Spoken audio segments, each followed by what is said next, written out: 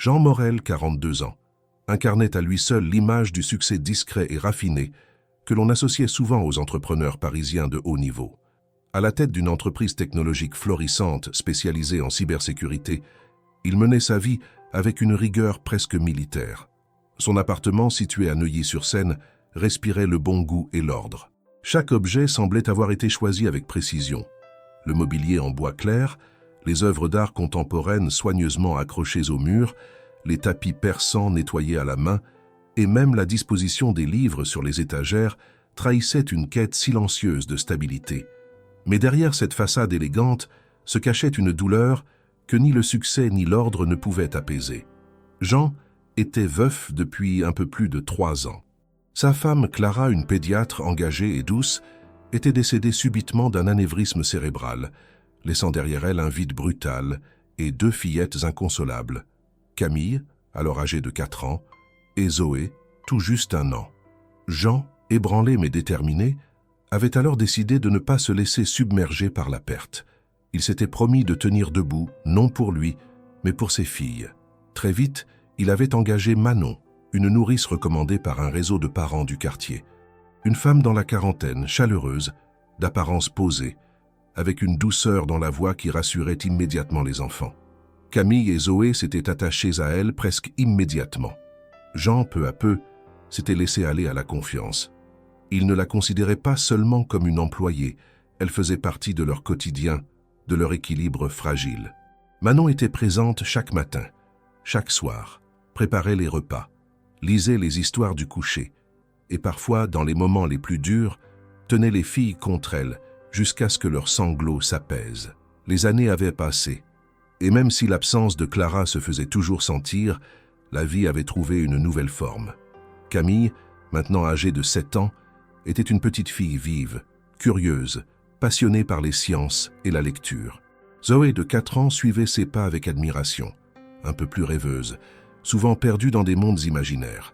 Ensemble, elles formaient un duo inséparable. Jean, de son côté, s'était plongé dans son travail. Son entreprise avait grandi rapidement. Avec des contrats internationaux en plein développement, il se voyait régulièrement sollicité à l'étranger. Malgré ses absences fréquentes, il s'efforçait de maintenir un lien fort avec ses filles, multipliant les appels vidéo, envoyant des petits cadeaux, laissant des messages vocaux.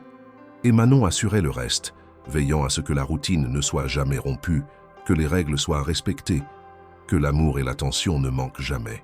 C'est dans ce climat de stabilité maîtrisée que s'annonça un nouveau voyage professionnel, cette fois en Asie, pour finaliser un partenariat stratégique avec un groupe coréen.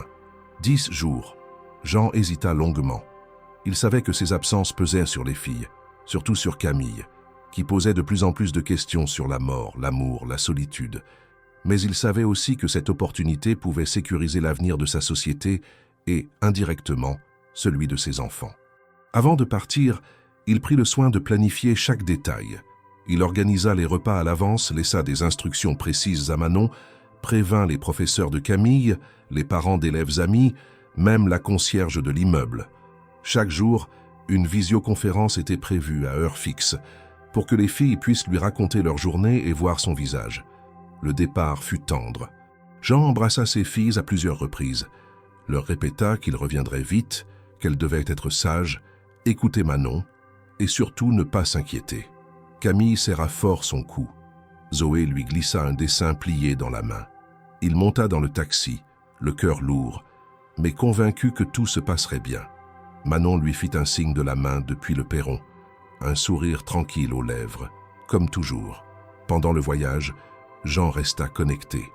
Depuis Séoul, il assistait aux appels vidéo, posait des questions, riait avec ses filles. Tout semblait se dérouler normalement. Les visages étaient un peu fatigués, mais les voix restaient enjouées. Manon apparaissait parfois à l'arrière-plan, saluant d'un geste disant que tout allait bien. À son retour, Jean ne se doutait pas une seconde que son monde allait basculer. Rien dans les vidéos, dans les messages ou dans l'attitude de Manon n'avait trahi le moindre déséquilibre. Et pourtant, ce qu'il découvrirait quelques heures plus tard remettrait en question non seulement sa confiance, mais sa propre capacité à protéger ceux qu'il aimait le plus.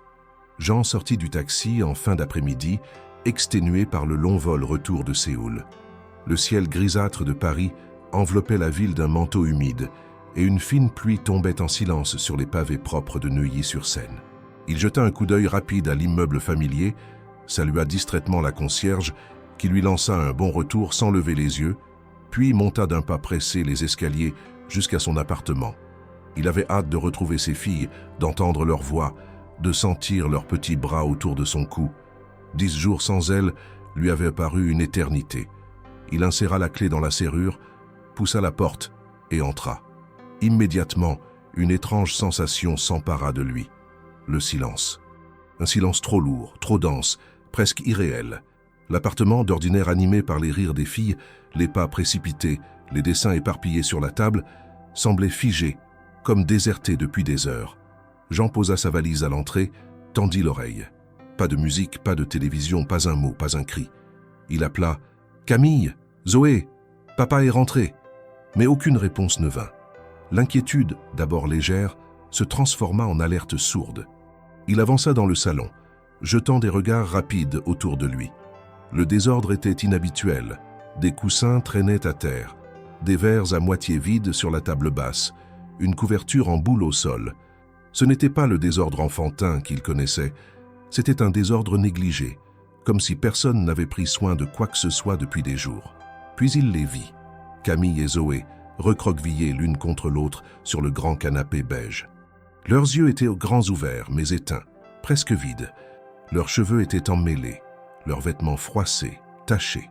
Camille tenait une poupée contre elle, fixant un point invisible devant elle. Zoé suçait son pouce, comme elle le faisait bébé lorsqu'elle était anxieuse. Jean sentit son estomac se contracter. Il s'approcha à pas lents, s'agenouilla devant elle. « Mais chérie, qu'est-ce qui se passe? Pourquoi vous êtes comme ça? Où est Manon ?» Camille leva les yeux vers lui. Une larme roula silencieusement sur sa joue. Zoé se jeta dans ses bras sans un mot, s'accrochant à lui comme à une bouée. Jean les serra toutes deux, choqués par leur maigreur, par la sensation de leur petit corps tendu, presque tremblant.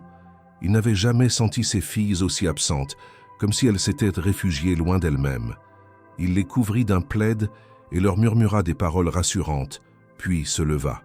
Il fallait comprendre. Il fallait savoir. Il se dirigea vers la chambre de Manon au bout du couloir. La porte était entr'ouverte. Il poussa lentement. L'odeur le frappa en premier. Un mélange d'humidité, de nourriture avariée et de parfums bon marché. La pièce était dans un chaos inimaginable. Des vêtements jonchèrent le sol, des assiettes sales s'entassaient sur le bureau, les rideaux fermés laissaient à peine filtrer la lumière. Et là, au centre du lit défait, Manon dormait.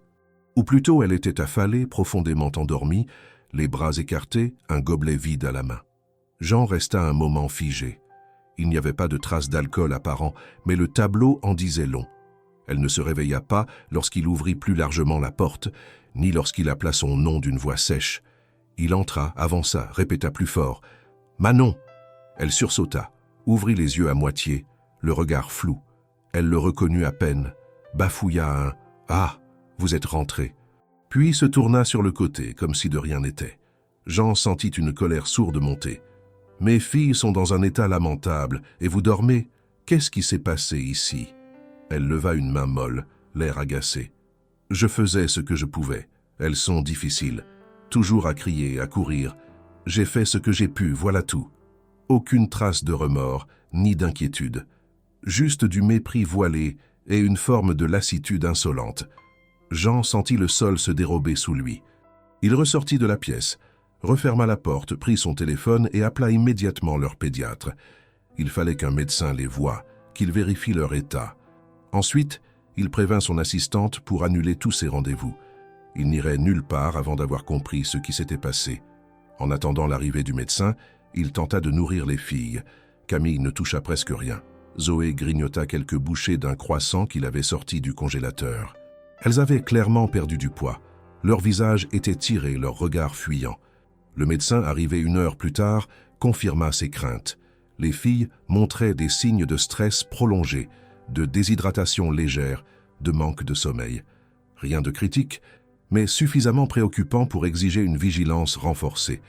Il recommanda un suivi psychologique immédiat. Jean remercia, serra ses filles contre lui. Puis, lorsqu'elles s'endormirent enfin dans sa chambre, il retourna dans le salon, s'installa dans l'obscurité, les coudes sur les genoux, la tête entre les mains.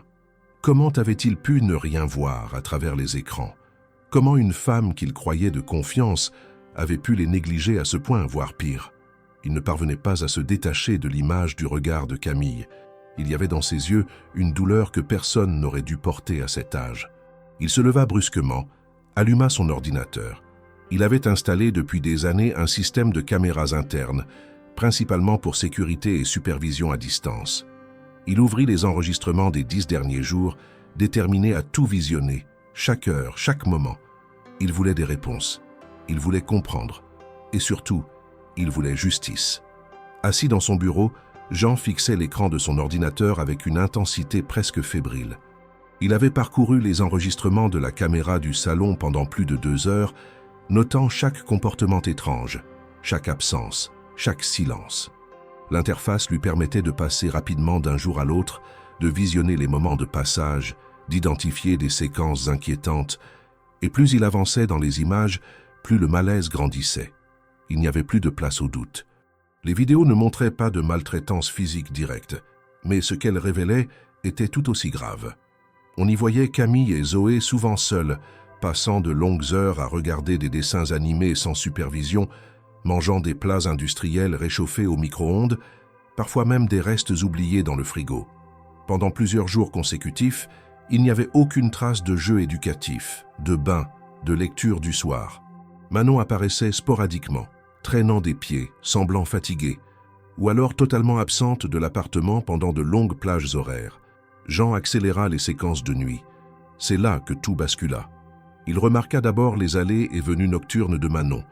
Plusieurs fois, entre 10 heures du soir et 2 heures du matin, elle quittait le salon pour ouvrir la porte d'entrée à des individus inconnus, principalement des hommes.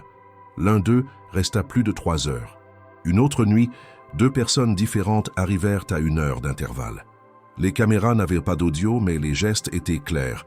Discussions rapides dans l'entrée, lumière tamisée, parfois même des moments où la porte de la chambre des filles restait obstinément fermée. Jean se sentit glacé de l'intérieur. Il n'osait imaginer ce que ses filles avaient vécu pendant ces nuits. Il retourna dans la chambre de Camille, s'assit à côté de son lit. Elle dormait profondément, une main posée sur sa poupée. Il effleura doucement ses cheveux. Le poids de la culpabilité lui tombait dessus comme une chape de plomb. Comment avait-il pu ne rien voir? Comment avait-il pu partir si loin, confiant à cette femme la chose la plus précieuse qu'il possédait? Le lendemain matin, après avoir accompagné ses filles à un premier rendez-vous chez une pédopsychologue recommandée par le médecin, Jean décida d'affronter Manon. Elle était dans la cuisine, apparemment remise de son apathie de la veille, en train de faire du café comme si rien n'avait changé. Il entra sans un mot, posa son téléphone allumé sur le comptoir, avec une vidéo figée sur une des scènes de la caméra de nuit.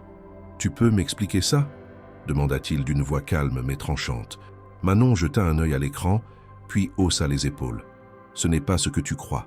C'étaient des amis, de passage. J'ai le droit de recevoir du monde, non ?» Jean serra les poings. « Tu as le droit de recevoir du monde quand mes filles ne sont pas enfermées dans leur chambre seules, effrayées. Tu étais responsable d'elles. Tu étais censé veiller sur elles, pas les abandonner. » Elle éclata d'un rire bref, sans joie. Elles n'ont manqué de rien. Elles avaient à manger, une télé, leurs jouets. J'ai fait ce que j'ai pu. Tu crois quoi que c'est facile de s'occuper de 2 gamines toutes seules pendant 10 jours? Moi aussi, j'ai une vie. Jean la fixait, abasourdi. L'insolence, la désinvolture, l'absence totale de remords. Tout en elle respirait le mépris, l'indifférence. Il se retint de répondre à chaud, mais il sut à cet instant qu'il ne pouvait plus la garder dans son appartement 1 minute de plus. « Fais tes valises, tu pars aujourd'hui. Je ne veux plus jamais te revoir ici. » Elle le regarda un instant, puis tourna le dos, comme si la scène ne la concernait pas. Elle monta dans sa chambre et claqua la porte. Jean immédiatement appela son avocat. Il lui raconta ce qu'il avait découvert, les vidéos, le comportement de Manon, son attitude, tout. L'avocat resta silencieux un long moment, puis prononça une phrase que Jean n'était pas prêt à entendre. « Jean, je viens de vérifier. Le contrat de Manon est particulier. Il a été rédigé par ton ancien conseiller juridique, Melaforêt. Il contient une clause de protection renforcée. En cas de rupture, Sauf faute grave prouvée juridiquement, tu peux être tenu de lui verser une indemnité élevée et elle peut contester son licenciement. Jean sentit le monde vaciller sous ses pieds. Tu veux dire que je ne peux pas la mettre dehors après ce qu'elle a fait? Pas sans risque légal, non. Et si elle conteste, cela pourrait impliquer une enquête sociale, une procédure. Ça risque de devenir très public, très compliqué. Et tu veux vraiment exposer Camille et Zoé à ça? La frustration explosa en lui. Il avait les preuves. Il avait vu ses filles. Il savait ce qu'elles avaient subi. Et pourtant, le système semblait vouloir le museler. Il raccrocha, envoya une copie des vidéos à l'avocat, puis revint s'asseoir. Il passa la nuit à réfléchir, à évaluer les options, à penser à ses filles. Il ne pouvait pas rester inactif, mais il ne pouvait pas non plus risquer de les plonger dans une bataille judiciaire destructrice. Il prit alors une décision intermédiaire. Il allait sécuriser les lieux, faire changer les serrures, renforcer la surveillance, prévenir la direction de l'école et commencer une procédure documentée. Il allait noter chaque incident, chaque preuve. S'il ne pouvait pas la faire partir immédiatement, il allait construire un dossier irréfutable. Il ne lui donnerait aucune raison de revenir. Dans les jours suivants, il fit examiner chaque séquence de vidéos par un expert, engagea un détective privé pour enquêter discrètement sur les antécédents de Manon et prit rendez-vous avec un nouveau cabinet d'avocats spécialisé dans le droit familial et les contentieux liés à la garde d'enfants. Il ne laisserait plus aucune faille. Et pendant ce temps, il veillait sur Camille et Zoé. Chaque soir, il leur lisait des histoires, leur préparait les repas lui-même, les accompagnait jusqu'à l'école. Il ne dormait que par fragments, hanté par les images des vidéos. Mais il était là, présent, vigilant. Une partie de lui s'était réveillée, une partie qu'il croyait morte depuis la disparition de Clara. Il comprit enfin qu'il ne pouvait plus déléguer ce rôle. Ce qu'il s'apprêtait à affronter était bien plus grand qu'un simple litige professionnel. C'était une guerre silencieuse contre une trahison invisible, et il comptait bien la gagner. Jean relisait pour la 3e fois le contrat de travail de Manon, les sourcils froncés, chaque mot devenant un poids de plus sur ses épaules. Le document, rédigé 5 ans plus tôt, portait la signature de Meux-Laforêt, l'ancien avocat de confiance de la famille Morel, aujourd'hui à la retraite. À l'époque, Jean, submergé par le deuil et incapable de gérer tous les aspects logistiques de sa vie nouvelle en tant que père veuf, avait délégué toute la partie administrative à ce dernier. Il se souvenait d'avoir simplement signé, sans poser de questions, un contrat standard, disait-on. Mais ce qu'il avait sous les yeux ne ressemblait en rien à quelque chose de standard. La clause 24, notamment, stipulait que toute rupture de contrat sans préavis justifiée et validée par une procédure judiciaire pourrait entraîner une compensation équivalente à 12 mois de salaire brut, ainsi que le versement de dommages et intérêts pour préjudice moral si le licenciement était jugé abusif. La clause 32 allait plus loin encore, évoquant une immunité temporaire en cas de dénonciation sans preuve formelle, protégeant l'employé contre toute action précipitée. Jean posa le document, le cœur battant. Il se sentait pris dans un filet tendu autour de lui avec soin, comme si tout avait été prévu pour le désarmer au moment même où il aurait besoin de se défendre.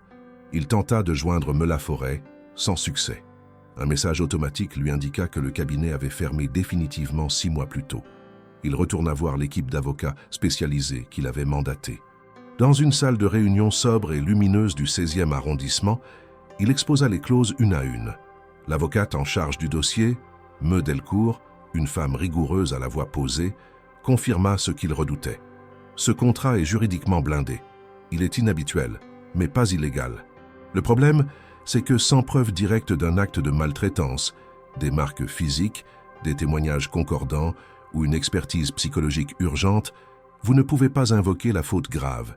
Les vidéos montrent de la négligence, certes, mais pas assez pour justifier une procédure immédiate sans qu'elle puisse riposter. Jean se massa les tempes. Et si je lance une plainte malgré tout? Elle peut contre-attaquer. Et dans ce cas, la justice pourrait exiger une évaluation de la stabilité du foyer. Vos absences professionnelles, même justifiées, pourraient être utilisées contre vous. Et ça, monsieur Morel, cela mettrait en jeu la garde de vos filles. Il sentit un frisson le parcourir. Ce qu'il voulait, c'était les protéger. Mais chaque option semblait impliquer plus d'exposition, plus de risques. Il avait sous-estimé l'étendue du problème. Ce n'était pas juste une mauvaise employée. C'était un engrenage juridique complexe, dans lequel il avait été précipité. De retour chez lui, Jean observa Camille et Zoé qui jouaient calmement dans le salon. Zoé avait retrouvé un peu de couleur. Camille souriait davantage, mais les deux restaient méfiantes, toujours à vérifier s'il était bien là, à le chercher du regard dès qu'il quittait la pièce. Leur insécurité nouvelle était palpable. Il devait leur offrir une constance absolue. Il décida alors de ne plus agir seul. Il commença à documenter tout ce qu'il pouvait. Il rassembla les vidéos en segments organisés, rédigea des résumés quotidiens, prit note de chaque comportement anormal de Manon, chaque mot déplacé, chaque absence. Il interrogea discrètement la concierge, qui admit avoir entendu des bruits inhabituels certains soirs, mais qui n'avait jamais osé intervenir. Il contacta d'anciens voisins, d'anciens collègues de Clara, dans l'espoir que quelqu'un ait observé quelque chose. Il ne trouva que des impressions floues, des doutes murmurés, jamais rien de concret. Manon, de son côté, continuait à vivre dans l'appartement comme si rien n'avait changé. Elle avait modifié ses horaires, devenait presque invisible la journée, se montrait à peine lors des repas, parlait peu aux filles, mais veillait à ne rien faire de directement attaquable. Cette prudence nouvelle trahissait une conscience aiguë de la situation. Elle savait qu'elle était en sursis, mais aussi que la loi était pour l'instant de son côté. Jean, bien qu'éreinté, décida de concentrer ses efforts sur la protection des filles. Il engagea une thérapeute spécialisée dans les enfants ayant subi des négligences émotionnelles. Il aménagea son emploi du temps pour ne plus partir en voyage durant les 6 prochains mois. Il participa à toutes les réunions scolaires, prit le temps de lire chaque soir, de discuter avec Camille sur ses angoisses, de rassurer Zoé avec des histoires douces et simples. Il s'interdisait de montrer son inquiétude devant elle. Il devenait le pilier qu'elles avaient toujours cherché depuis la mort de leur mère. Mais il ne lâchait pas l'autre front. Il demanda à son détective privé d'enquêter sur le passé professionnel de Manon. Il voulait savoir si elle avait travaillé ailleurs, si d'autres familles avaient connu des situations semblables. Il espérait trouver un précédent, une brèche, quelque chose à quoi s'accrocher pour sortir de l'impasse légale. Il savait que son silence serait interprété comme une faiblesse. Il devait agir avec précision, discrétion et détermination. Une semaine plus tard, il reçut un appel du détective. Celui-ci lui indiqua avoir trouvé une ancienne famille, dans le sud de la France où Manon aurait travaillé pendant 6 mois. Ils avaient déménagé à la suite d'un épisode trouble, sans plainte officielle déposée, mais avec des zones d'ombre. Le père, aujourd'hui divorcé, avait accepté de parler sous condition d'anonymat. Jean prit l'avion discrètement pour Marseille. L'homme, usé et amer, lui raconta une histoire étrangement semblable. Une nourrice parfaite en apparence, une confiance installée rapidement, des absences inexpliquées, des enfants devenus soudainement apathiques, puis une décision précipitée de tout arrêter sans affronter les conséquences, par peur du scandale. Jean demanda s'il existait des preuves. Il n'y en avait pas, juste un silence pesant, une honte partagée. Mais cela suffisait pour établir un modèle, une répétition, une trajectoire suspecte. Jean rentra à Paris avec un nouveau plan. Il allait élargir l'enquête, trouver d'autres familles, collecter des témoignages. Il n'aurait peut-être pas la justice immédiate, mais il allait construire un faisceau d'indices suffisant pour que le doute ne profite plus à Manon. Il ne se contenterait pas d'attendre que le système fonctionne. Il allait forcer les choses, pierre par pierre, vérité par vérité. Depuis le retour de Jean à la maison, les journées suivaient un rythme nouveau, plus resserré, plus attentif, où chaque moment avec ses filles était traité comme un fragment précieux de réparation. Il s'était imposé une présence constante, devenant lui-même celui qui préparait les petits déjeuners, qui vérifiait les devoirs de lecture de Camille et qui accompagnait Zoé à son atelier d'éveil musical. Il savait que l'équilibre qu'il reconstruisait était fragile. La moindre erreur, la moindre faille, pouvait faire revenir le silence pesant qui avait envahi le foyer durant son absence. Pourtant, malgré ses efforts, il sentait que quelque chose restait verrouillé, surtout chez Camille. L'enfant, d'ordinaire vive et spontanée, s'exprimait désormais avec retenue. Elle répondait, elle souriait, mais ses phrases étaient plus courtes, ses regards plus incertains. Jean avait déjà mentionné ce changement à la thérapeute, mais il savait qu'aucune méthode ne fonctionnerait sans que Camille, elle-même, décide de parler. Il ne voulait pas brusquer le processus. Il attendait, jour après jour, le moment où sa fille choisirait de lui dire ce qu'elle portait en elle. Ce moment arriva un soir, sans qu'il ne s'y attende. Ils étaient tous les trois dans la chambre de Camille. Zoé s'était endormie dans son propre lit, un peu plus tôt que d'habitude. Camille, encore éveillée, feuilletait un livre sans vraiment le lire. Jean s'était installé sur une chaise à côté, comme souvent, pour rester là jusqu'à ce que le sommeil vienne. Après quelques minutes, sans lever les yeux de son livre, Camille murmura « Papa, tu sais, Manon, elle n'était pas gentille quand tu n'étais pas là. » Jean sentit son cœur se serrer. Il resta silencieux, lui laissant le temps. Elle disait qu'on faisait trop de bruit, et que si on bougeait pendant la nuit, elle nous enfermait. « Enfermait? Comment ça ?» demanda-t-il doucement, avec une voix qui se voulait rassurante. Camille referma lentement le livre. Elle fermait la porte de notre chambre à clé. Et elle disait que si on sortait ou si on appelait trop fort, ses amis seraient fâchés. Jean sentit un frisson lui parcourir l'échine. Il se pencha un peu, regarda sa fille dans les yeux. « Quels amis, ma chérie ?» Elle haussa les épaules, visiblement mal à l'aise. « Des messieurs. Ils venaient la nuit. Elle disait de ne pas faire de bruit, sinon ils partiraient et elle serait triste. Et alors, elle nous punirait. Est-ce qu'ils vous ont parlé, ces hommes ?» demanda-t-il avec douceur. Camille secoua la tête. « Non, on ne les voyait pas. Elle nous mettait dans la chambre et après, elle fermait. » Jean resta sans voix. Il savait déjà, grâce aux vidéos, que des visiteurs entraient la nuit. Mais l'idée que ses filles étaient enfermées, isolées, pendant que des inconnus fréquentaient l'appartement le rendait malade. Il se força à garder un ton calme. « Et elle te disait autre chose. » Camille hésita, puis hocha la tête. « Une fois, elle a dit que si on disait des choses à toi, tu serais fâché contre nous, qu'on allait être puni, ou qu'on serait envoyé dans une autre maison. Moi, j'avais peur. » Jean prit une grande inspiration, cherchant à contrôler la douleur qui montait en lui. Il prit doucement la main de Camille. « Tu ne seras jamais punie pour me dire la vérité, ma chérie. Tu as bien fait. C'est très courageux de me parler. Et je suis tellement fier de toi. » Elle ne répondit pas, mais ses yeux se remplirent de larmes. Elle se blottit contre lui, silencieuse, le front appuyé contre son torse. Il la berça doucement, sans dire un mot de plus, jusqu'à ce qu'elle s'endorme enfin apaisée pour la première fois depuis des jours. Quand il quitta la chambre, Jean alla s'enfermer dans son bureau. Il resta longtemps assis, à regarder les dossiers accumulés, les extraits vidéo, les rapports partiels du détective. La déclaration de Camille venait tout changer. Ce n'était plus simplement une suspicion de négligence. C'était une forme de détention, d'intimidation émotionnelle, d'abus de pouvoir sur des enfants vulnérables. Il se leva, rassembla ses notes, ajouta les paroles de sa fille dans un document détaillé. Il savait qu'une confession d'enfant, même aussi claire, ne suffisait pas juridiquement. Mais cela ajoutait une couche supplémentaire, une crédibilité plus forte à son récit. Il contacta la thérapeute des filles le lendemain matin. Il lui expliqua dans les grandes lignes ce que Camille avait révélé.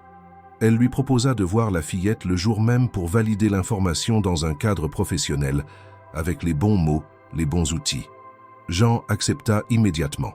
Dans les jours qui suivirent, la thérapeute confirma que Camille avait exprimé les mêmes faits en séance.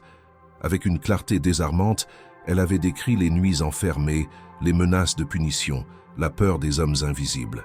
Ces éléments furent transcrits dans un rapport confidentiel que Jean ajouta à son dossier. Mais une autre question le hantait désormais. Comment personne n'avait rien remarqué? Ni les voisins, ni l'école, ni même la concierge, mis à part quelques vagues soupçons. Était-ce possible que tout le monde ait choisi de ne rien voir? Ou que Manon ait sciemment cultivé une façade suffisamment rassurante pour anesthésier les doutes? Jean commença à interroger discrètement les enseignants de Camille, prétendant vouloir comprendre les changements récents dans son comportement. La maîtresse admit avoir noté, depuis 2 semaines, une baisse de participation en classe, des moments de repli, mais rien de suffisant pour déclencher une alerte.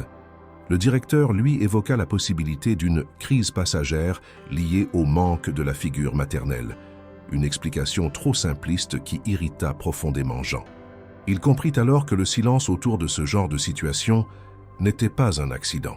Il était systémique, une forme d'aveuglement collectif qui protégeait l'ordre établi, au détriment des plus faibles. Camille et Zoé n'étaient pas seulement les victimes d'une nourrice toxique, elles étaient aussi les oubliées d'un système qui ne savait pas écouter les signaux discrets du mal-être infantile. Jean, déterminé, se jura que cette vérité-là aussi, il allait la faire éclater. Pas seulement pour ses filles, mais pour toutes celles et ceux qui n'avaient jamais eu la chance d'être crus. L'appartement était encore plongé dans une atmosphère lourde, malgré les efforts constants de Jean pour amener un semblant de normalité dans la vie quotidienne de ses filles. Chaque routine était désormais un acte de protection minutieux.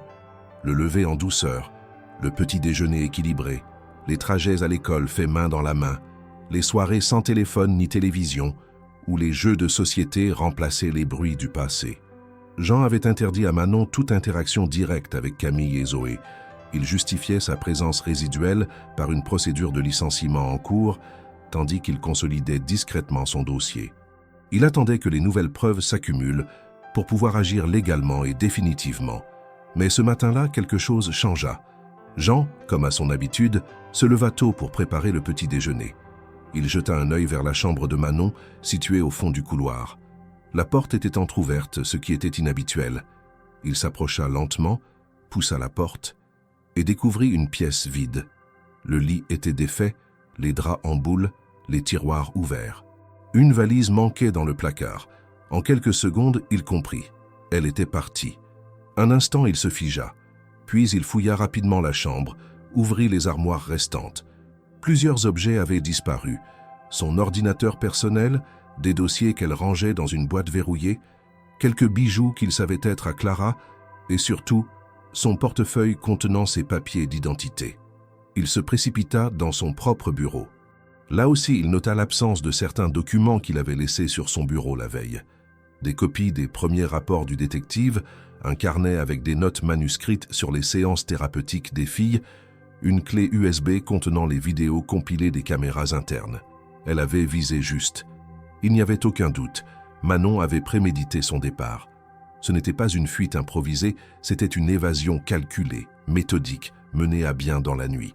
Jean appela immédiatement le détective privé. Il donna le signal d'alerte, décrivit la disparition, précisa les objets emportés. L'homme confirma qu'il allait activer ses contacts pour surveiller les transports, les hôtels, les déplacements bancaires. Jean informa également Medelcourt, son avocate, qui l'encouragea à porter plainte le plus vite possible pour vol et abus de confiance, ce qui permettrait d'ouvrir une enquête formelle. À la gendarmerie, il raconta tout. La disparition, les objets volés, les soupçons, les vidéos. Il remit les copies numériques qu'il avait sauvegardées sur le cloud, présenta la déclaration de Camille, retranscrite par la thérapeute, ajouta les résultats partiels de l'enquête privée. L'agent en charge, après une heure d'entretien, classa l'affaire en alerte prioritaire avec éléments suspects et lança une première recherche pour identifier les déplacements récents de Manon. Mais très vite, un détail glaçant émergea. Les papiers d'identité retrouvés dans la copie du dossier ne correspondaient à aucun enregistrement national. L'identité de Manon, telle qu'elle l'avait présentée, n'existait tout simplement pas.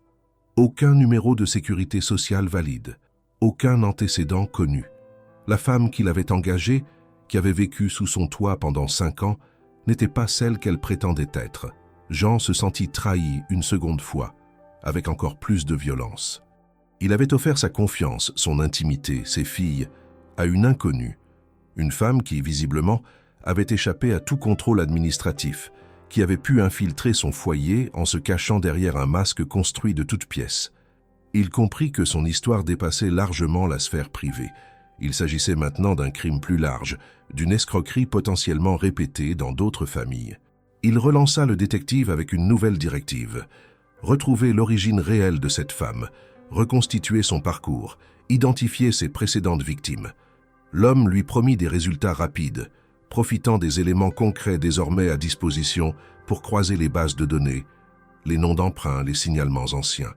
Jean retourna chez lui avec un sentiment mêlé de soulagement. Elle n'était plus là, et de terreur. Elle pouvait être n'importe où, faire n'importe quoi, et surtout recommencer.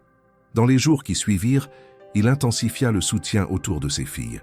Il les accompagna à chaque séance chez la thérapeute, échangea avec les enseignants, rassura les amis mères d'élèves qui avaient aperçu les changements sans en comprendre la cause. Il raconta une version adaptée de la vérité, que Manon était partie subitement, qu'il s'agissait d'une personne malhonnête, mais que désormais, elles étaient en sécurité. Camille sembla soulagée, bien qu'encore méfiante. Zoé, elle, demandait parfois si la dame allait revenir, avec une angoisse perceptible dans la voix. Jean répétait toujours la même chose. Non, elle ne reviendra pas. Papa est là maintenant. Une semaine après la disparition, le détective revint avec les premiers résultats tangibles. Manon, ou du moins celle qu'ils appelaient ainsi, avait utilisé au moins 3 identités différentes dans les 15 dernières années. À chaque fois, elle avait travaillé dans des familles avec enfants, souvent par l'intermédiaire d'agences privées qui vérifiaient peu les antécédents. Plusieurs témoignages remontaient, tous similaires. Une nourrice douce, compétente, qui gagnait rapidement la confiance, puis des événements flous, des départs précipités, des objets manquants, et toujours le même silence derrière. Personne n'avait jamais porté plainte officiellement. Le schéma se répétait inlassablement dans l'ombre. Jean, à mesure qu'il lisait les rapports, sentait en lui naître une colère froide. Il n'était pas une victime isolée. Ce qu'il avait vécu faisait partie d'un cycle, d'une mécanique soigneusement rodée, d'une exploitation systématique de la confiance. Il se promit qu'il briserait cette chaîne. Il parlerait. Il irait jusqu'au bout, quoi qu'il en coûte. Ce fut le soir même, alors qu'il classait les documents retrouvés par le détective, qu'il reconnut un nom qui lui glaça le sang. Me Laforêt. Le même avocat qui avait rédigé le contrat blindé de Manon apparaissait dans un dossier d'anciennes plaintes avortées, datant de 10 ans. Une autre famille, autre ville, mais même profil. Le lien était trop précis pour être ignoré. Jean comprit que ce réseau de silence et d'impunité avait des racines plus profondes, et que lui seul, désormais, pouvait déterrer toute la vérité. Depuis la disparition de Manon, l'appartement de Neuilly-sur-Seine avait retrouvé un silence plus apaisé, mais Jean savait que le calme apparent ne signifiait pas que la tempête était passée. Les nuits étaient courtes, les journées longues et stratégiques. Il était entré dans une phase qu'il n'avait jamais connue auparavant, celle de l'investigateur. Plus question de laisser les choses suivre leur cours. Il ne faisait plus confiance à personne pour régler la situation. C'était à lui de tirer les fils, de dénouer le tissu des mensonges et de mettre un terme à l'itinéraire criminel de cette femme qui avait abusé de la vulnérabilité de ses filles. Le nom de Me Laforêt, associé à une plainte étouffée datant de 10 ans, fut l'élément déclencheur. Jean commença par contacter le barreau de Paris pour vérifier les archives du cabinet de l'avocat, mais on lui répondit que les documents personnels d'un avocat à la retraite n'étaient pas accessibles sans procédure judiciaire. Il ne se laissa pas décourager. Grâce au détective privé, il obtint l'adresse actuelle de Laforêt, un petit pavillon dans la banlieue sud de Paris où l'ancien homme de loi vivait en retrait, officiellement malade et coupé de la vie professionnelle. Jean se rendit sur place sans prévenir. Il voulait le voir en face. Il voulait poser les questions lui-même. L'homme, vieilli, au visage creusé par les ans, ouvrit la porte avec lenteur. Il ne reconnut Jean qu'après quelques secondes d'observation. L'air surpris, presque inquiet, il proposa poliment d'entrer. Jean entra sans un mot. Il refusa le café, refusa de s'asseoir. Il sortit de son manteau une copie du contrat de Manon, la plainte ancienne, les documents retrouvés par le détective et les posa sur la table. « Dites-moi pourquoi vous avez couvert cette femme. Dites-moi combien de familles comme la mienne vous avez mises en danger. » Laforêt resta silencieux un long moment. Puis, d'une voix lente, fatiguée, il répondit « Je n'ai jamais su qui elle était vraiment.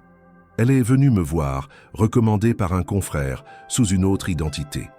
Elle parlait bien, semblait sincère, m'a dit qu'elle avait été accusée à tort dans le passé, qu'elle voulait un contrat solide pour éviter d'être exploitée. J'ai cru à son histoire. J'étais fatigué à l'époque. J'ai fait ce qu'elle demandait. Et puis j'ai disparu du métier. Je n'ai pas su... » Jean n'y croyait qu'à moitié. Ce discours ressemblait trop à une fuite de responsabilité. Mais il nota tout, chaque mot. Il filma discrètement l'échange avec son téléphone. Il savait que, dans une enquête bien construite, chaque témoignage comptait. Chaque faille dans les récits pouvait devenir une arme. De retour chez lui, il mit de l'ordre dans les fichiers. Le dossier devenait massif.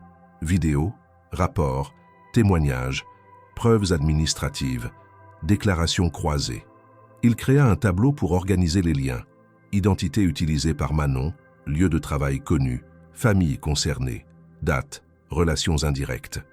Le nom de Laforêt apparaissait 3 fois, dans 3 contextes différents. Une coïncidence devenait peu probable. Il soupçonnait désormais une forme de négligence volontaire, voire une entente tacite, ou au moins un réseau d'intermédiaires permissifs. Parallèlement à cette enquête en profondeur, Jean s'efforçait de maintenir la stabilité autour de Camille et Zoé. Chaque matin, ils préparaient leurs affaires, les accompagnaient à l'école, échangeaient avec les enseignants, participaient aux rendez-vous thérapeutiques. Ils notaient chaque amélioration. Zoé qui recommençait à dessiner sans se cacher, Camille qui levait plus souvent la main en classe, leur complicité retrouvée dans les moments de jeu. Mais ils voyaient aussi les cicatrices invisibles, les réveils nocturnes, les sursauts à certains bruits, les questions pleines de crainte sur les gens qui frappaient à la porte. Il leur expliquait que tout était sous contrôle, qu'il travaillait à faire en sorte que plus jamais elles ne soient en danger. Il évitait de leur parler de l'enquête en cours, mais elles sentèrent que leur père n'était plus le même. Moins distrait, moins éloigné. Il était désormais là, entièrement. Et cela suffisait pour l'instant à les rassurer. Un soir, alors qu'il classait encore des documents, il reçut un appel d'un numéro inconnu. Il hésita avant de répondre. Une voix de femme se présenta. Elle s'appelait Élise. Elle avait été assistante sociale dans une petite ville de province et elle disait avoir connu une femme du nom de Marie Delaunay, un des alias de Manon. Elle avait entendu parler de la disparition à travers des groupes de soutien entre familles. Elle voulait parler à Jean, mais uniquement en personne. Ils se retrouvèrent dans un café discret du 15e arrondissement. Élise, la cinquantaine, regard direct, dossiers en main, lui parla sans détour. Elle avait essayé, des années auparavant, de signaler cette nourrice à ses supérieurs, après avoir reçu plusieurs témoignages de familles inquiètes, mais sa hiérarchie l'avait empêchée d'aller plus loin. Les plaintes s'étaient évanouies, les dossiers refermés. Et elle avait fini par quitter son poste, écœurée. Jean écoutait, notait, copiait. Ce qu'elle apportait était précieux. Des noms, des adresses, des rapports internes qu'elle avait conservés. Grâce à elle, il obtint 2 nouveaux cas concrets, 2 familles prêtes à parler. Le puzzle prenait forme. La vérité, jusqu'alors morcelée, se consolidait. Il repartit de ce rendez-vous plus déterminé que jamais. Ce qu'il tenait n'était plus simplement l'histoire d'une nourrice malfaisante, mais celle d'un système défaillant, d'un réseau de complicité passive, d'un silence collectif que lui seul, pour l'instant, osait briser. Il savait que le combat allait s'intensifier. Mais il n'y avait plus de retour possible. Il irait jusqu'au bout pour Camille, pour Zoé et pour tous les autres enfants dont personne n'avait jamais raconté l'histoire. L'air de l'été finissant pénétrait lentement par les fenêtres du salon, alors que Jean relisait pour la énième fois les courriels échangés entre le détective et les différentes familles. Chaque message, chaque réponse, chaque silence en devenait presque assourdissant. Le dossier avait pris une ampleur considérable, bien au-delà de ce que Jean avait imaginé au début de cette enquête personnelle. Il avait cru au départ qu'il s'agissait d'un cas isolé, une nourrice malhonnête profitant d'un moment de vulnérabilité. Il réalisa désormais que c'était bien plus que cela. C'était un revirement brutal de son existence. Il ne luttait plus seulement pour ses filles, il luttait contre un système entier capable de protéger des agissements inacceptables. Ce matin-là, au petit déjeuner, Camille avait osé poser une question que Jean redoutait. « Papa, est-ce qu'elle peut revenir ?» Zoé, en silence, fixait son jus d'orange comme si elle cherchait une réponse dans la lueur orangée du verre. Jean posa sa main sur celle de Camille. Il prit un moment pour répondre « Non, ma chérie, elle ne reviendra pas. Papa veille. » Il voulait que ses filles sentent la force et la présence de leur père, mais il savait que la réponse n'effaçait pas la terreur qu'elles avaient pu éprouver. Il se promit alors de ne plus attendre. Il n'allait plus seulement regrouper des preuves passives, il allait provoquer l'action.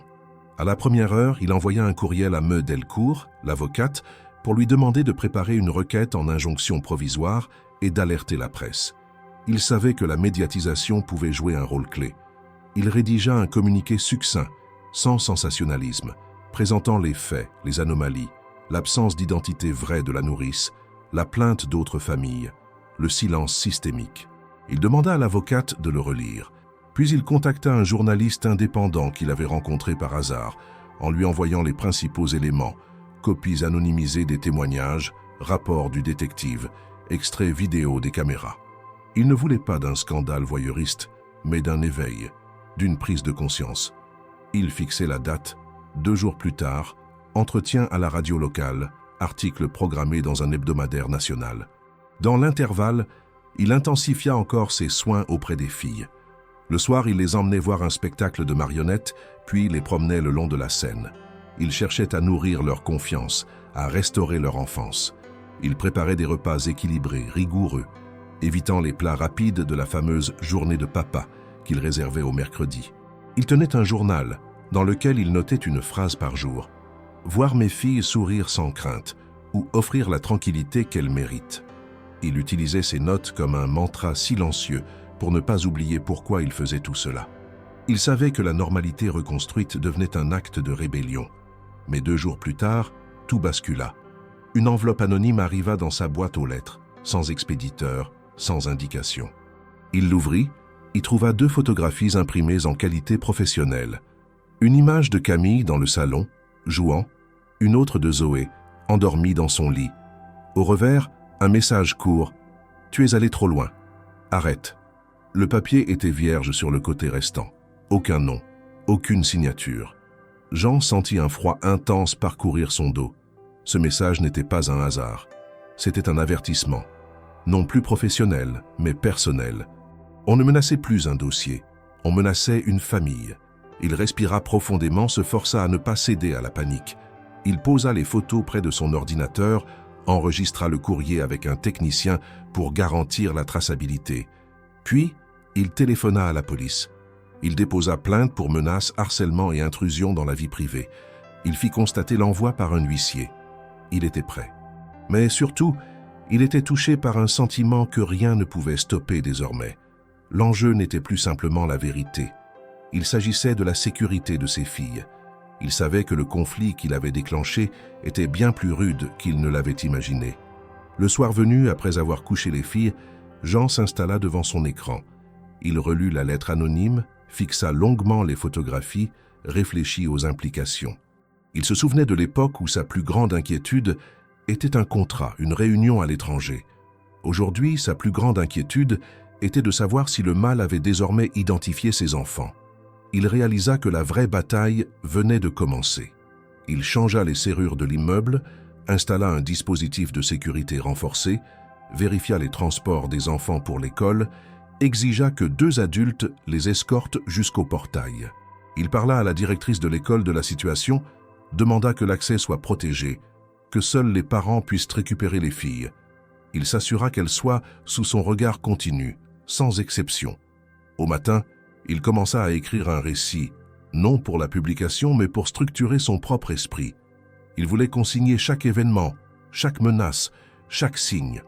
Il savait que si la bataille devenait publique, il devait savoir ce qu'il racontait, sans faille. Car ce qu'il affronterait désormais, c'était peut-être non plus une personne isolée, mais une machine silencieuse capable d'infiltrer des foyers, d'exploiter des vulnérabilités, d'être protégée par des pans entiers de l'institution. Il pensait à l'assistante sociale, à l'ancien avocat, à toutes les familles qui avaient été muselées, et il sentait un mélange d'indignation puissante et de responsabilité profonde. Il décida d'inviter les familles qu'il avait recensées à une réunion confidentielle dans une salle de l'hôtel de ville de Neuilly-sur-Seine. L'idée était de croiser les expériences, de comparer les noms, de créer un réseau de soutien et, s'il le fallait, de porter plainte collective. Il confectionna une invitation sobre, envoyée par courrier sécurisé, strictement libre de nom et d'adresse publique. Il voulait que chacun puisse parler sans crainte. Il faisait le pari du courage collectif. La date fut fixée pour 2 semaines plus tard. Il plaça un marque-page sur son journal. « Rendez-vous vérité ». Il ne savait pas ce qu'il allait trouver, mais il était prêt. Et au fond de lui, il sentit quelque chose qu'il n'avait jamais ressenti depuis la disparition de Clara. L'espoir que la lumière pouvait percer. Ce revirement brutal lui avait volé plusieurs nuits d'un sommeil paisible, mais il avait gagné quelque chose d'inestimable, sa détermination totale. Cette bataille, il ne la perdrait pas. L'atmosphère dans l'appartement changeait progressivement. Il ne s'agissait plus simplement de reconstruire un foyer paisible pour Camille Morel et Zoé Morel. Il s'agissait d'ériger un bastion contre quelque chose de bien plus vaste que la négligence et d'inscrire dans le marbre de son esprit que rien ne serait comme avant. Depuis la réunion confidentielle organisée par Jean Morel avec les autres familles concernées, les pièces du puzzle commençaient à s'emboîter avec une logique froide qui dépassait la sphère familiale. Chaque témoignage venait dessiner un schéma presque industriel. Identités usurpées, contrats atypiques signés sous pression, absence de suivi, départ soudain, enfants laissés seuls avec des promesses de silence social. Jean avait reçu 12 témoignages écrits lors de cette réunion. 8 familles parlèrent d'une personne ressemblant à Manon, utilisant différents noms, active dans plusieurs régions de France, Provence, Île-de-France, Normandie. 2 témoignages évoquèrent des enfants trouvés en larmes, scellés dans une chambre pendant que les invités circulaient librement. 3 familles révélaient des clauses contractuelles très similaires à celles qu'il avait découvertes dans le cas de Manon. Le contrat de coordination des soins et responsabilités était rédigé dans un langage difficile à comprendre pour un parent non juriste, mais précis dans ses effets. Préavis long, indemnité conditionnelle, impossibilité d'action sans faute grave établie. Cette convergence fit frissonner Jean. Il en déduisit qu'il ne s'agissait plus d'un hasard ou d'un cas isolé. Il était en présence d'un schéma délibéré, récurrent. Le renseignement le plus explosif, un lien clair entre les documents de ces familles et celui qu'il détenait. Le nom de Meulaforêt, l'avocat à la retraite, réapparaissait dans au moins 3 dossiers parmi ceux communiqués. Dans chaque cas, la clause de protection renforcée et la référence à gestion de situations sensibles de garde d'enfants figuraient.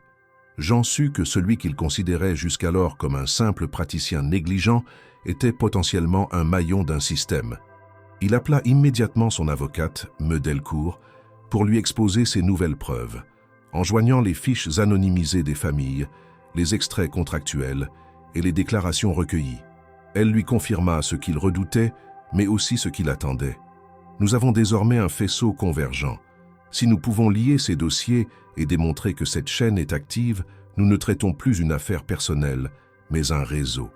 Jean sentit une montée d'adrénaline contrée par une fatigue intense. Il y avait pourtant plus à faire. Il contacta également l'assistante sociale, Élise Dupont, qui avait apporté des informations. Elle lui remit un ancien dossier de l'unité de protection de l'enfance d'une commune de province. Le dossier portait sur un signalement jamais suivi. Le nom de l'employé concerné avait été modifié. Le signalement concluait que la personne concernée fut recommencée sous une autre identité. Aucune suite judiciaire ouverte. Jean comprit que le glaçant mur du silence n'était pas l'effet du hasard mais de la mécanique. À mesure que les preuves s'amoncelaient, Jean fut confronté à une autre réalité. Le risque que ses filles soient mentionnées dans cette affaire publique, le risque que leur histoire soit exposée. Il avait travaillé pour éviter cela, mais il devrait désormais choisir. Il parlait à son avocate de la possibilité de lancer une procédure collective, mais aussi des conséquences possibles pour la propriété médiatique, l'exposition privée, le traumatisme renouvelé pour ses filles. Cette double menace l'obligea à établir un nouvel équilibre, avancer dans l'enquête tout en verrouillant soigneusement la vie de ses filles. Il établit un protocole de sécurité personnelle, accès limité à l'immeuble, caméras supplémentaires, habillage discret des filles avant l'école, changement de trajet, vérification des dossiers d'entrée et sortie. Tout ce que sa fortune lui permettait, il l'utilisait pour créer un bouclier. En parallèle, il approfondissait l'enquête sur l'identité véritable de Manon et de chacun de ses alias. Le détective décrocha une série de documents bancaires, factures d'hôtel au nom de Marie Delaunay, un des pseudonymes utilisés. Une piste le menait à un hôtel à Nice où un séjour de 3 nuits avait été réglé à son nom. Un relevé montrait un acompte par carte bancaire. Le nom n'était pas corrélé à des fichiers officiels. Une autre piste le conduisit à un véhicule loué pour 1 mois, utilisé à 3 reprises entre 2 villes du Sud-Est. Ces données furent présentées à un expert en analyse numérique afin d'établir une chronologie des déplacements. Jean s'enferma dans son bureau avec des cartes routières, des relevés, des fichiers Excel. Il sentit l'engrenage s'activer. Il ne pouvait plus reculer. Son objectif était maintenant de relier chaque alias à un dossier précis. Il savait que chaque étape permettrait de renforcer sa position juridique. Mais un obstacle majeur persistait. Les autorités tardaient à bouger. L'enquête de la police était active, mais lente. Jean eut l'impression d'entrer dans un couloir où la lumière se mettait à clignoter. Il prit conscience que le système qu'il affrontait savait se protéger. Il comprenait que la couverture légale, les injonctions de non-divulgation, les contrats flous, tout cela formait une protection invisible. Et pourtant, il ne se sentait pas seul. Les autres familles faisaient bloc, l'assistante sociale rendait des services, les témoins affluaient. Il se convainquit que la vérité devait être portée par plusieurs voix. Il organisa un deuxième rendez-vous avec les familles dans un espace plus neutre, un centre socio-culturel à la périphérie de Paris. Ils élaborèrent une stratégie commune, structurer une action en justice en chaîne, sensibiliser les médias, solliciter des associations de protection de l'enfance, établir un fichier centralisé des victimes volontaires. Jean accepta le rôle de coordonnateur. Il resta lucide. Il ne demanderait jamais aux enfants de témoigner publiquement. Il veillerait à ce que leur intimité soit respectée, que leur nom ne soit pas divulgué. Il avait trop payé ce prix pour en exposer davantage. La veille de la date du rendu médiatique, Jean se retrouva dans son salon, tard, face à la fenêtre ouverte sur la ville endormie. Camille dormait dans l'autre pièce, Zoé déjà. Il garda les yeux fixés sur les lumières mouvantes de Paris, réfléchissant au chemin parcouru. Il se rendait compte qu'il n'était plus le même homme que celui qui était parti pour l'Asie 10 jours auparavant.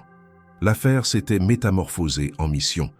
Il ne voulait plus seulement un retour à la normalité pour ses filles, il voulait que cette normalité devienne la norme pour toutes les familles. Il respira doucement mais n'exhala pas encore, car il savait que l'instant décisif approchait et que la prochaine étape pourrait tout changer.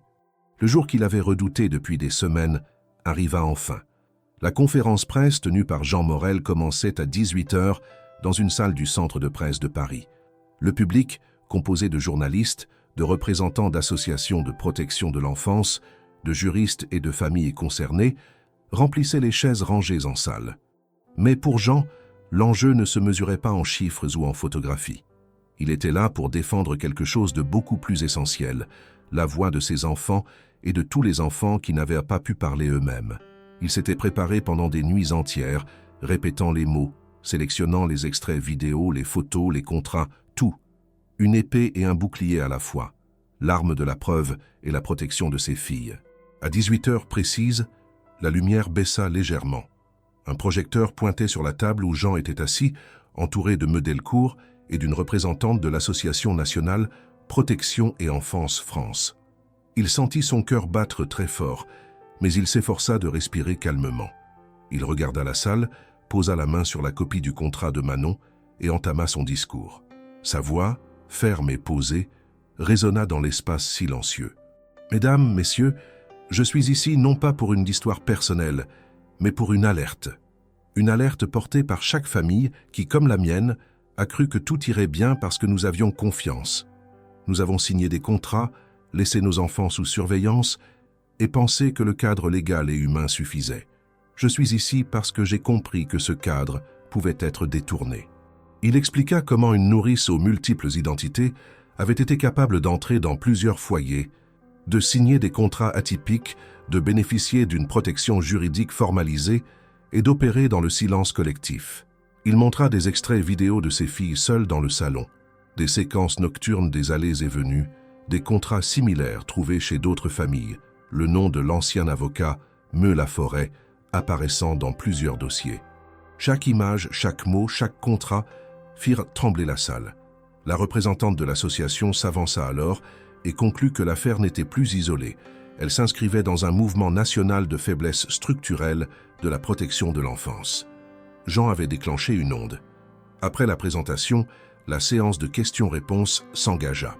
Les journalistes interrogeaient, certains sur les preuves, d'autres sur la responsabilité des agences de garde d'enfants, des parents, des autorités. Une journaliste demanda « Combien de familles touchées selon vous ?» Jean répondit « Nous avons actuellement identifié plus d'une dizaine de foyers, mais je suis convaincu que beaucoup d'autres n'ont pas pu ou osé parler. » Un avocat d'un autre média demanda « Pourquoi lancer cette action maintenant ?» Il répondit simplement « Parce que mes filles ont besoin d'un père vigilant, et parce que je refuse qu'une autre famille vive ce que nous avons traversé. » À la fin de la conférence, les médias s'emparèrent de l'histoire. Des articles parurent dans la presse nationale, des reportages télévisés, des émissions de radio. Les conséquences se firent ressentir très rapidement. Le parquet de Paris annonça l'ouverture d'une enquête élargie pour mise en danger d'enfants, escroquerie et usurpation d'identité. Une agence de placement de nourrices fut mise sous enquête pour pratiques douteuses. Les familles concernées se regroupèrent officiellement en association, siégeant désormais au sein d'un collectif national. Jean ressentit un mélange d'épuisement et de soulagement. Il avait franchi le pas. Il avait osé. Mais il savait aussi que le plus difficile restait à venir. Maintenir cette dynamique, garantir que ces dossiers aboutissent, prévenir les représailles, protéger ses filles de l'exposition publique. De retour à la maison, Camille et Zoé l'attendaient. La télévision parlait déjà de lui, du scandale. Zoé demanda en silence ce qu'elles avaient entendu. Jean s'agenouilla, les prit dans ses bras et leur expliqua à sa façon. « Papa est allé dire la vérité pour vous, pour que vous soyez en sécurité, pour que d'autres enfants aussi le soient. » Il vit dans les yeux de Camille une lueur de compréhension, dans ceux de Zoé un regard apaisé. Il sut que cette étape avait été nécessaire. Cette soirée-là, Jean resta éveillé longtemps. Il classait encore des dossiers, organisait des rendez-vous, répondait à des appels. Il réfléchissait à l'ampleur de ce qu'il avait déclenché. Il se demandait si le système irait jusqu'au bout, s'il aurait la force de porter cette bataille jusqu'au tribunal, voire jusqu'au législateur. Il se sentait à un carrefour, lequel le mènerait peut-être vers l'épuisement ou vers une réforme profonde. Il décida alors de ne rien lâcher, de soutenir le collectif, de rester aux côtés des autres familles. Il se promit de préserver l'intimité de ses filles, de ne jamais sacrifier leur bien-être sur l'autel de la bataille publique. Quelques semaines plus tard, Jean reçut une lettre du parquet l'informant que la procédure venait d'être élargie, que des perquisitions avaient eu lieu chez l'ancien avocat Melaforêt et dans plusieurs agences concernées. Il sentit une victoire mesurée. Il n'avait pas encore gagné, mais il savait que la preuve penchait désormais de son côté. Il en informa Camille et Zoé avec douceur, en termes adaptés à leur âge. Il leur dit que la maman disparue, qu'elles avaient perdue, avait peut-être donné son nom, mais que papa était là, toujours là, et que maintenant d'autres adultes aussi se battaient pour qu'aucun enfant ne vive cela. Cette certitude, cette présence retrouvée changeait tout. Le défi ultime était lancé. Jean, autrefois pris dans son rôle d'entrepreneur pressé, devenait l'artisan d'un espoir nouveau. Non seulement pour ses filles, mais pour un nombre dont il ignorait encore l'ampleur. Il savait que les mois suivants seraient décisifs. Audience judiciaire, réaction publique, pression médiatique, enjeux émotionnels. Il se remit à travailler, cette fois non pour son entreprise uniquement, mais pour une cause qui le transcendait. Et dans le silence du soir, alors que Paris dormait, il resta longtemps debout devant la fenêtre de son salon, regardant les lumières de la ville et son reflet dans le verre. Le bruit lointain de la circulation, les néons des immeubles, tout cela lui rappelait que la bataille ne se faisait pas dans un vide, mais dans un monde réel. Un monde où la confiance était fragile, où la vulnérabilité existait. Il inspira profondément. Il était prêt. À mesure que les jours passaient, l'affaire prenait une ampleur que Jean Morel n'aurait jamais pu imaginer au départ. Ce qui avait commencé comme une bataille solitaire, confinée à l'appartement de Neuilly-sur-Seine, s'était transformé en un débat national sur la sécurité des enfants en garde privée. Les médias poursuivaient leur couverture. Plusieurs plateaux de télévision avaient réclamé la présence de Jean, mais il avait refusé toutes les apparitions en direct, préférant préserver l'image et l'intimité de ses filles. Il acceptait seulement les entretiens enregistrés et anonymisés, à condition que le visage des enfants ne soit jamais montré, ni leur prénom réel utilisé. Ce soin méticuleux, cette rigueur dans la gestion de l'exposition, lui valait le respect de plusieurs associations de protection de l'enfance, qui virent en lui un porte-parole fiable, calme, sans intention de spectacle. C'est dans ce contexte tendu, mais porteur, qu'un nouveau message inattendu lui parvint. Un mail signé d'un nom qui lui était vaguement familier. Il s'agissait d'une ancienne assistante sociale, aujourd'hui retraitée, nommée Claire Maréchal. Elle lui expliquait avoir reconnu la description de Manon dans les médias, bien qu'aucune photo n'ait été diffusée. Elle disait avoir, à l'époque, tenté d'alerter la direction de son centre de secteur au sujet d'une nourrice suspecte qui changeait d'identité. Mais ses supérieurs avaient rapidement classé l'affaire. L'enfant concerné avait été retiré du foyer sans suite judiciaire. Claire Maréchal, après cette expérience, avait quitté la profession, écœurée. Elle proposait à Jean de le rencontrer et surtout d'apporter le dossier original qu'elle avait conservé de manière illégale, mais qu'elle estimait nécessaire de partager aujourd'hui. Jean accepta immédiatement. Ils se retrouvèrent dans un café discret, à Sèvres, loin du tumulte de Paris. Claire était une femme aux traits marqués par les années, mais avec une lucidité implacable. Elle avait dans son sac une pochette cartonnée contenant des documents officiels, des notes manuscrites, des copies d'échanges internes et un rapport de signalement non signé par sa direction. Elle expliqua que la nourrice, alors appelée Claire Dufresne, avait été signalée pour négligence grave. L'enfant, une petite fille de 5 ans, présentait des signes de sous-nutrition, de troubles du sommeil et avait décrit des visites d'hommes inconnus pendant la nuit, pendant que la nourrice l'enfermait dans une chambre. Jean lut chaque page avec un mélange de colère et de frustration. Les termes utilisés dans les comptes rendus, les phrases prudentes, les allusions contournées, tout semblait indiquer une volonté de minimiser. À la fin du dossier, une note « Aucun élément objectif ne permet de poursuivre à ce jour. Maintien dans le foyer jusqu'à nouvel ordre. » Claire Maréchal lui expliqua que, peu après, la nourrice avait quitté la région sans prévenir et l'enfant avait été placé ailleurs. Aucun suivi n'avait été assuré. Jean demanda « Et l'enfant aujourd'hui ?» Claire haussa les épaules. Disparu des radars. Changement d'identité, déménagement. Elle doit être adulte maintenant, si elle est en vie. Ce témoignage bouleversa Jean. Il avait enfin entre les mains une trace officielle d'un précédent. Un précédent étouffé, oublié, mais documenté. Il transmit le tout à Medelcourt, qui affirma que ce nouveau dossier était capital. Elle proposa immédiatement de le joindre au dossier central. Elle ajouta qu'avec ce complément, la demande de mandat de recherche actif à l'échelle nationale pour la suspecte allait pouvoir être renforcée. L'affaire changeait à nouveau de dimension. Ce n'était plus une simple poursuite, c'était la traque d'une récidiviste, bénéficiant depuis des années de la passivité d'un système administratif. Peu après cette avancée, Jean reçut une autre surprise, une invitation à une audition au ministère de la Justice. Le cabinet du ministre souhaitait entendre son témoignage, en présence de représentants de plusieurs services liés à la protection de l'enfance. L'invitation stipulait que son dossier avait contribué à ouvrir un chantier législatif sur les encadrements de travail des personnels de garde à domicile. Jean accepta, une fois encore, à condition que la rencontre reste confidentielle et que les données personnelles de ses filles soient protégées.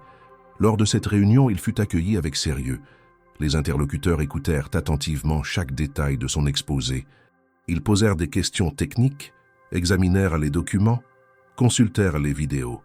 Il sortit de là avec la promesse que des groupes de travail seraient mis en place. Il ne s'illusionnait pas. Les institutions étaient lentes. Mais il avait provoqué un mouvement. Et ce mouvement, désormais, ne dépendait plus de lui seul. C'est dans cet élan qu'une autre vague inattendue se produisit.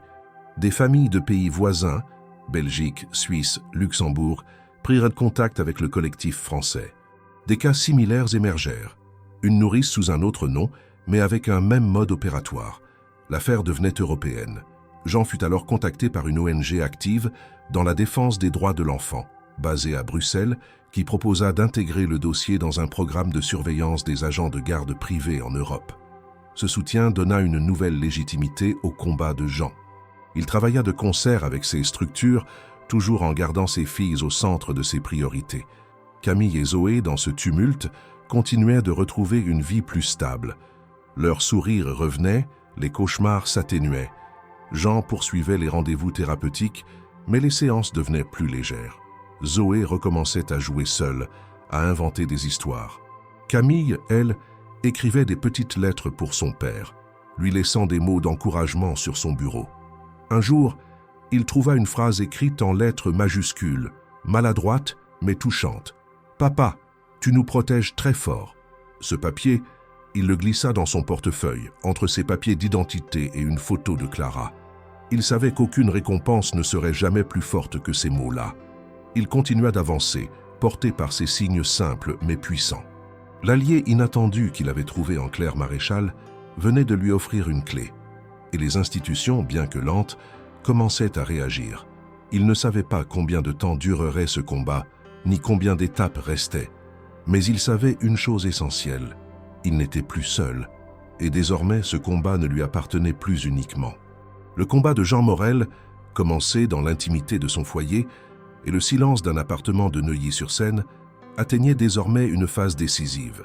La procédure judiciaire engagée suite à la conférence de presse, le soutien des familles, les investigations coordonnées par le détective privé, tout convergeait vers une résolution concrète. Pour Jean, cette phase était moins visible que le tumulte médiatique. Il s'agissait d'organiser, de structurer, d'assurer que la vérité ne soit pas seulement reconnue, mais qu'elle aboutisse, que les filles retrouvent une vie normale, qu'ils puissent se tenir face à elles et dire « Voilà ce que j'ai fait ». Le premier acte fut la prise de contact avec un cabinet d'avocats spécialisé en protection de l'enfance et en litiges complexes. Le dossier, si dense qu'il pouvait étouffer un homme seul, fut réparti en plusieurs volets. Identification de l'individu connu sous le nom de Manon et ses alias, compilation des témoignages, élaboration d'une stratégie de poursuite collective, protection civile des familles concernées, et enfin la mise en place d'un fonds de soutien pour les victimes.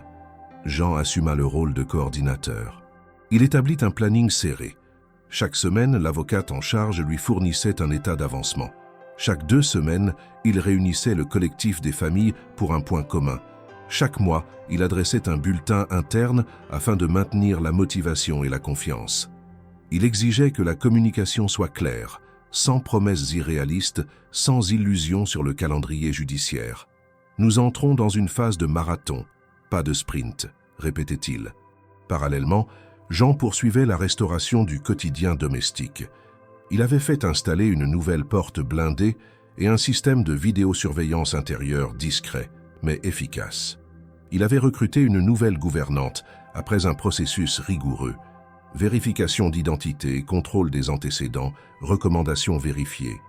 Il vérifiait désormais lui-même chaque soir que les filles avaient eu un dîner équilibré, un moment calme de lecture ou de jeu, et un coucher sans écran au moins 1 heure avant le sommeil. Il avait compris que la stabilité se construisait à travers la répétition des gestes simples, pas uniquement par des gestes spectaculaires.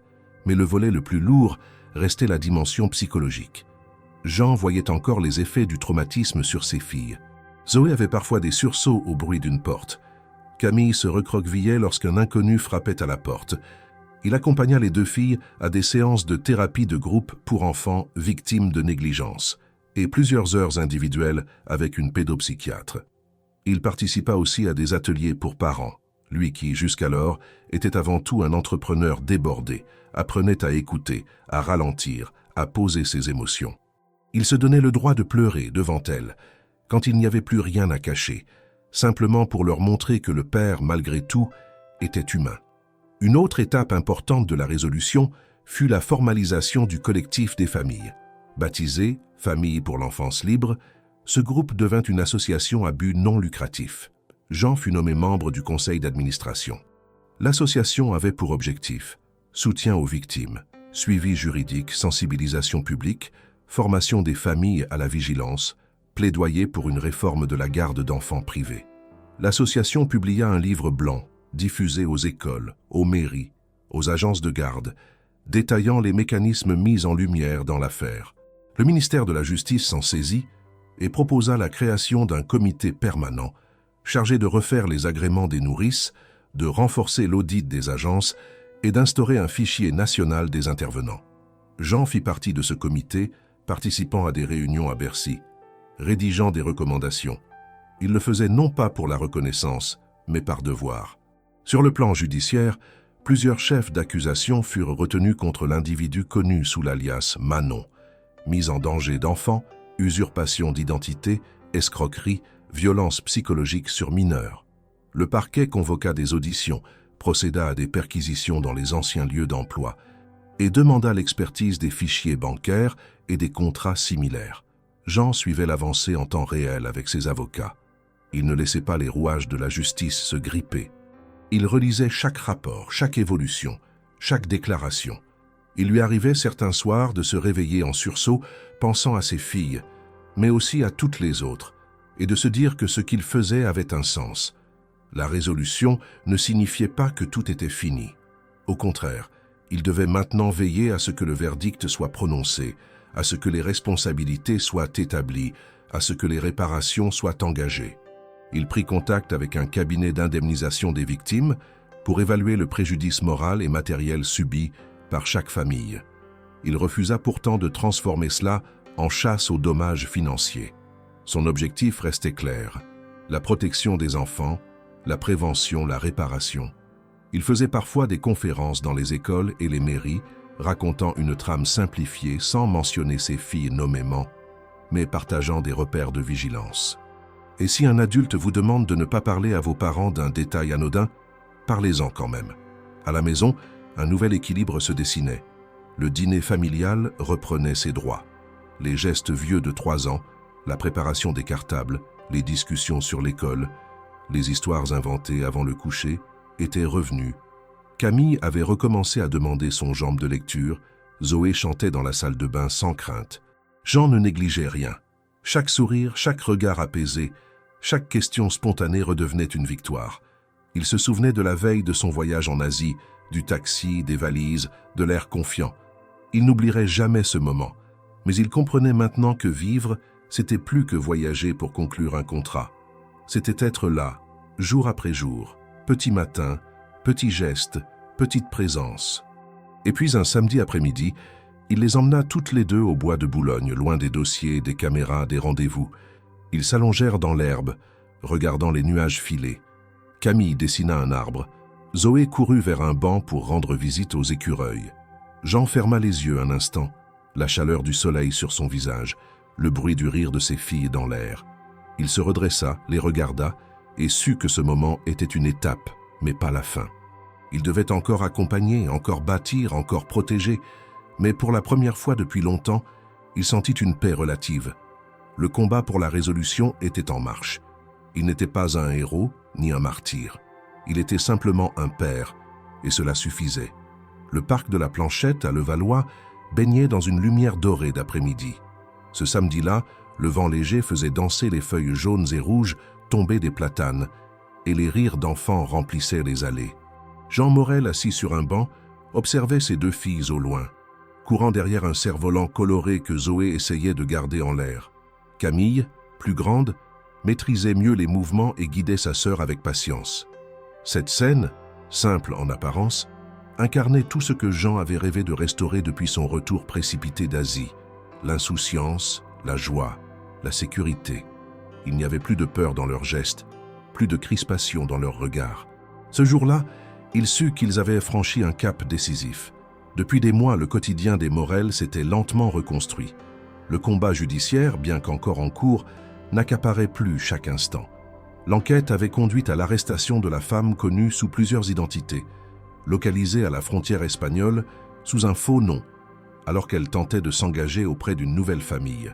Le mandat européen, lancé grâce aux efforts conjoints du collectif et de la justice française, avait permis cette interception. À l'audience préliminaire, les charges retenues furent lourdes. Falsification d'identité, escroquerie, abus de confiance aggravé, mise en danger de mineurs et entrave à la protection de l'enfance. L'accusé, confronté aux documents, vidéos et témoignages, n'avait presque rien nié, se contentant de réponses vagues et désengagées. Jean n'avait pas assisté à l'audience, préférant rester avec ses filles. Il considérait que la justice, désormais, appartenait aux institutions. Camille avait retrouvé sa verve. Elle posait des questions sur tout, racontait ses journées d'école avec enthousiasme, s'était inscrite à un atelier de théâtre. Sa thérapeute notait une nette amélioration. La peur de l'abandon s'estompait, remplacée par un sentiment de sécurité. Zoé, de son côté, avait pris de l'assurance. Moins collée à son père qu'avant, elle jouait de nouveau seule, s'attachait à sa nouvelle nourrice qu'elle appelait Tata Claire, une femme d'une 40aine d'années, recrutée avec rigueur mais qui avait gagné leur confiance à force de tendresse mesurée et de constance. Jean, lui, avait profondément changé. Ce qu'il avait vécu avait redéfini ses priorités. Il continuait à diriger son entreprise, mais avait délégué plus de responsabilités. Il avait refusé plusieurs contrats à l'étranger pour rester auprès des filles.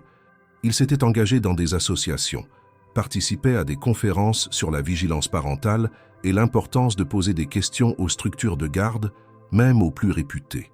Il partageait son expérience sans chercher la notoriété. Son visage n'apparaissait jamais, sa voix souvent modifiée dans les interviews. Ce n'était pas sa personne qui comptait, mais le message. Il voulait que d'autres évitent ce qu'il avait traversé. La justice avait aussi reconnu les torts institutionnels. Un rapport de l'Inspection générale des affaires sociales fit état de graves négligences dans la gestion des agréments. Plusieurs mesures furent votées en urgence.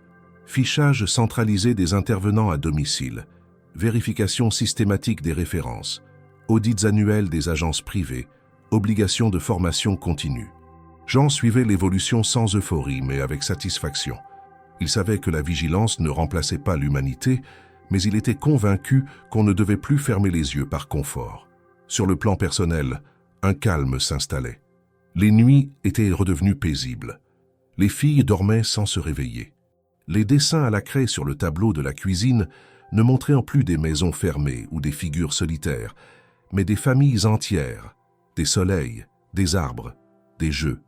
Jean découvrait une joie nouvelle à travers les détails, une conversation improvisée avec Camille sur le rôle des nuages, un gâteau raté que Zoé avait décoré de bonbons, un mercredi après-midi pluvieux à construire une cabane de coussins.